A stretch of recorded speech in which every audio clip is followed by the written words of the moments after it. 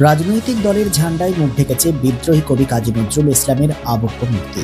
CPM থেকে তৃণমূল শ্রমিক সংগঠন সব দলের ঝান্ডায় দিব্যি সামাজিক অবক্ষয়ের এক ছবি। দুর্গাপুরের সিটি সেন্টার বাস স্ট্যান্ডের কাছে রয়েছে সৃজনী হল।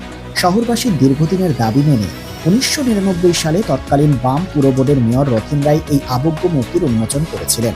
আর সেই মূর্তি কিনা আজ সেই বাম দলের পতাকাতে মুখ ঢেকেছে। একই পথের প্রতীক রাজ্যের শাসক দলও। যত শীতের হিমেল বাতাস বইছে তত বাম তৃণমূলের ঝান্ডা উঠছে, আর ততই বিদ্রোহী কবির এই আবজ্ঞ মূর্তির পতাকার আড়ালে মুখ ঢাকছে। কিন্তু মনীষীদের প্রতি কেন এত অবমাননা? সরব হয়েছে শিক্ষিত সমাজ।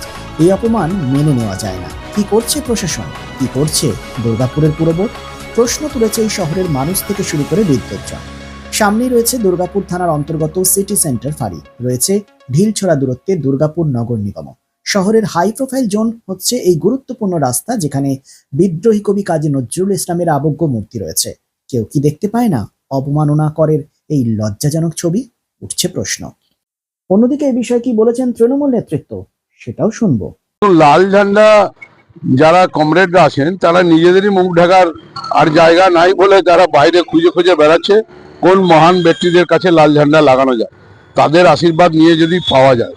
কারণ আপনারা জানেন 34 বছরের মার্ক্সবাদী কমিউনিস্ট পার্টি বাংলাকে সর্বনাশের রাস্তায় ঠেলে দিয়েছিল।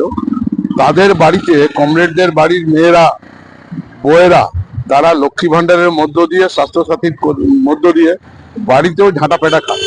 সেই জন্য তারা এখন কাজী নজরুলের কাছে শরণাপন্ন হয়েছেন যে কবি তুমি আমায় স্থান দাও, আমি যদি আবার আসতে পারি। তাদের কিন্তু কোনো আশার আলো নয়, তারা কিন্তু একদম শেষ দিকে যাচ্ছে।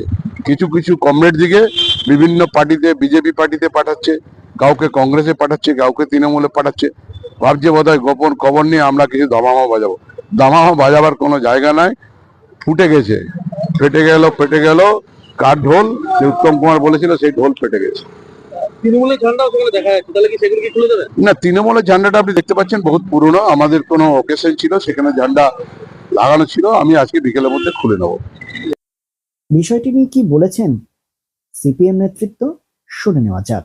কথা হচ্ছে যে আমাদের আগামীকাল পার্টির এরিয়া কমিটির সম্মেলন আছে, পশ্চিম 2 এরিয়া কমিটি।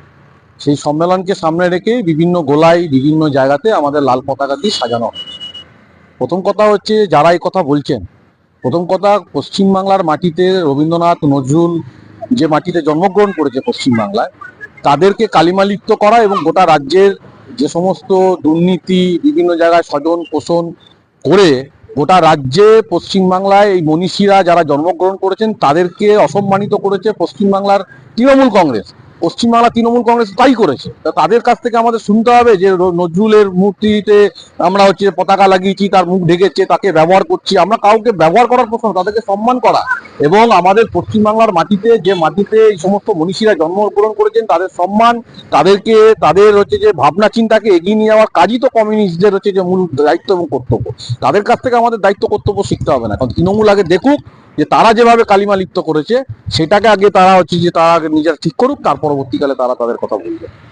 বিষয়টি নিয়ে আমাদের প্রতিনিধি কথা বলেন বিজেপি নেতৃত্বের সাথে। তারা কি বলেছেন বিষয়টি নিয়ে শুনে নেওয়া যাক। লজ্জার বিষয়, সিটি সেন্টারে কবি নজরুল ইসলামের একটি অবক্ষ মূর্তি রয়েছে। সেই মূর্তি তৃণমূল এবং সিপিএমের ঝান্ডা দিয়ে ঘেরা হয়ে গেছে। যে উদ্দেশ্যে ওই মূর্তি লাগানো হয়েছিল তা আজকে ব্যথিত হয়েছে। পশ্চিমবঙ্গের এই সৃষ্টি, এই কালচার তৈরি হয়েছে দুই রাজনৈতিক দল লড়াইয়ে। আজকে একটা মূর্তিকে, যিনি বাংলার গর্ব, সেই মূর্তিকে ঢেকে ফেলেছে। লজ্জা করার মতো বিষয়। আমি নিজে এক রাজনীতিবিদ হিসাবে নিজেকে লজ্জিত মনে করছি। দুর্গাপুরের সংস্কৃতি, দুর্গাপুরের রাজনৈতিক কালচার কোন জায়গায় নেমেছে চিন্তা করুন। আজকে এই অবস্থা ঘটেছে। আমি অবিলম্বে বলবো ওই দুই দলের যারা রয়েছেন তারা অবিলম্বে এই দুই ঝান্ডাকে সরিয়ে দেন এবং নজরুল ইসলামকে, উনি যে বাংলার গর্ব, উনি যে বাংলার কৃতি সন্তান, সেটা মানুষকে পরিচিত হতে দেন। শুধুমাত্র রাজনৈতিক ফায়দা লোটার জন্য এই ঘটনা আপনারা ঘটাবেন না। জঘন্য ব্যাপার, নক্কারজনক ব্যাপার। আমরা এর নিন্দা জানাচ্ছি।